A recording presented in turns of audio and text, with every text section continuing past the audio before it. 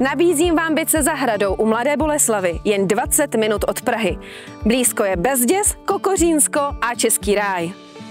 Tento mezonetový byt 3+KK měří 67,1 metrů čtverečných a díky vlastní zahradě je skvělý pro začínající rodinu nebo pro někoho, kdo hledá hezké místo pro život. V přízemí je předsíň, obývací pokoj ve spojení s kuchyní a samostatná toaleta. V horní části je ložnice, dětský pokoj a koupelna se sprchovým koutem a další toaletou. K bytu patří třetinový podíl společného sklepa. Tady ušetříte za vytápění, protože bytový dům má energetickou třídu B. V zimě vám teplo neuteče ven a v létě vás bude zateplení chránit před horkem. Není nic lepšího než vlastní zahrada. Tahle měří 349 metrů čtverečných. Je tu terasa se vstupem z obývacího pokoje a hlavně senzační zděný altán, včetně integrovaného zahradního domku.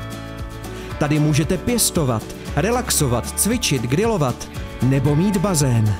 Tady budete mít i dostatek vody na zalévání díky vlastní podzemní nádrži na dešťovou vodu s objemem 8 kubických metrů.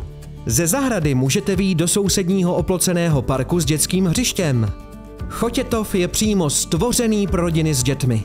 Blízko je základní a mateřská škola, pošta, obchody i restaurace. Jen 19 kilometrů odsud je Mladá Boleslav, kde dobře nakoupíte a po dálnici D10 budete za 20 minut na Černém mostě v Praze. Jsme v krajině pod Bezdězem, v blízkosti unikátní chráněné krajinné oblasti Kokořínsko a Český Ráj.